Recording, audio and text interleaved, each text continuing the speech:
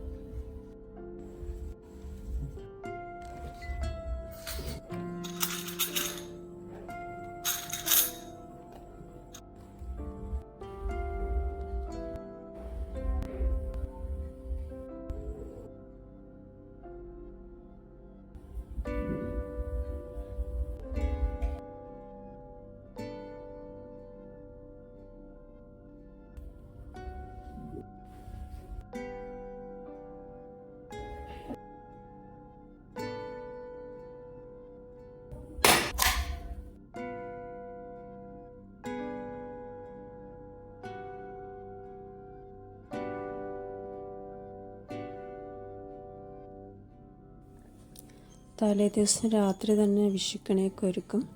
ചെറിയ വിളക്കൊക്കെ കൊളുത്തി ഒരു തേങ്ങയൊക്കെ ഉടച്ച് വയ്ക്കും. എന്നിട്ട് വിഷു ദിവസം പുലർച്ചെ കണിയൊക്കെ കണ്ട് പൂജ ചെയ്ത് കൈനീട്ടമൊക്കെ കൊടുത്ത് ചെറിയ രീതിയിൽ പടക്കമൊക്കെ പൊട്ടിച്ച് പിന്നെ നമ്മൾ ചാലിടാൻ പോവുകയാണ്. അതിനുവേണ്ടി നമ്മൾ കണി വെച്ച ധാന്യങ്ങളിൽ നിന്ന് കുറച്ചെടുത്ത് കൂടെ നെല്ലും എടുത്ത് പാടത്തേക്ക് പോവുകയാണ്. ഈ പന്തം കൊണ്ടാണ് നമ്മൾ ഈ പന്തത്തിൻ്റെ വെളിച്ചത്തിലാണ് നമ്മൾ പാടത്തേക്ക് പോകുന്നത്.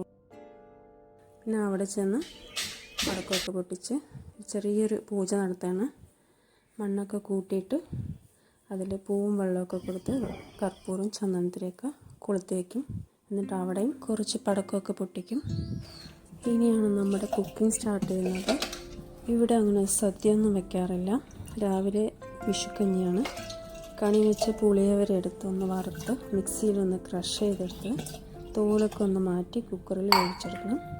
പച്ചരി വേവിച്ചതിൽ ഈ പുളിയവര ചേർത്ത് പാകത്തിന് ഉപ്പും തിളപ്പിച്ചെടുത്ത പാലും ചേർത്താൽ വിഷുക്കഞ്ഞി റെഡിയാവും. ഞാനിതിൽ തേങ്ങ ചിരവിയൊന്നും ചേർക്കാറില്ല. പിന്നെ ഈ കുമ്പിൾ ഉണ്ടാക്കൽ വിഷു ദിവസം മാത്രം ചെയ്യുന്നതല്ലേ. വിഷുക്കഞ്ഞി കഴിഞ്ഞാൽ പിന്നെ വെക്കുന്നത് ഇടിഞ്ചക്ക ഉപ്പേരിയാണ്. ചൂടായ വെളിച്ചെണ്ണയിൽ കടുക് പൊട്ടിച്ച് ചെറിയ ഉള്ളി ഇട്ട് പിന്നെ കറിവേപ്പില തേങ്ങ ചിരവിയതൊക്കെ ഇട്ട് പിന്നെ നമ്മൾ കുക്കറിൽ വേവിച്ചെടുത്ത് ചക്ക ഇട്ടൊന്ന് ഡ്രൈ ആക്കി എടുത്താൽ മതി. അപ്പോഴേക്കും നമ്മുടെ അമ്പലത്തിൽ കൊടുത്തിട്ടുള്ള പായസം വന്നിട്ടുണ്ട്. അതൊക്കെ എടുത്ത് കഴിച്ച് ഇനി വയ്ക്കുന്നത് സാമ്പാറാണ്. എൻ്റെ ഒരു ഫ്രണ്ട് പറഞ്ഞു തന്നിട്ടുള്ള റെസിപ്പിയാണ്. സദ്യക്ക് നമുക്ക് കിട്ടുന്ന സാമ്പാറിൻ്റെ അതേ ടേസ്റ്റാണ്. ഇനി കൂടുതൽ ഇൻഗ്രീഡിയൻസ് ഒന്നും ആവശ്യമില്ല. സിമ്പിളാണ് ഉണ്ടാക്കാൻ. ആദ്യം നമ്മൾ കായം വറുത്തെടുക്കണം. പിന്നെ വറ്റൽമുളക്, പച്ചമല്ലി, കറിവേപ്പില, പിന്നെ ഒരു 1/4 ടീസ്പൂൺ ഉലുവയും ആവശ്യത്തിന് തേങ്ങ ചിരവിയതും ചേർത്ത് നല്ല രീതിയിൽ വറുത്തെടുക്കാം. ഞാനിവിടെ സാധാരണ സാമ്പാർ വയ്ക്കുമ്പോൾ എല്ലാ പരിപ്പ് വർഗ്ഗങ്ങളും കൂടി ചേർത്താണ് വയ്ക്കുന്നത്. ഇതിന് പക്ഷെ അതിൻ്റെ ആവശ്യമൊന്നുമില്ല. പക്ഷെ നല്ല ടേസ്റ്റും ഉണ്ടായിരുന്നു. പച്ചക്കറികൾ എന്ന് പറഞ്ഞാൽ ഇവിടെ മുരിങ്ങക്കായും സവാളയും തക്കാളിയും മാത്രമാണ് ഇപ്പോൾ എടുത്തിരിക്കുന്നത്. മഞ്ഞൾപ്പൊടിയും ഉപ്പും ചേർത്ത് അടച്ച് വെച്ച് വേവിച്ച് പിന്നെ പരിപ്പ് വേവിച്ചത് ചേർത്ത് കൊടുക്കണം. പിന്നെ പുളി പിഴിഞ്ഞെടുത്ത വെള്ളവും ചേർത്ത് പിന്നെ വറുത്തെടുത്ത തേങ്ങ ഒന്ന് അരച്ചതും കൂടി ചേർക്കുക. ആവശ്യത്തിന് വെള്ളവും ചേർക്കാം. പിന്നെ ലാസ്റ്റ് മല്ലിയില ചേർത്ത് കൊടുക്കാം. പിന്നെ കടുകും കൂടെ താളിച്ച് കൊടുക്കുന്നുണ്ട്.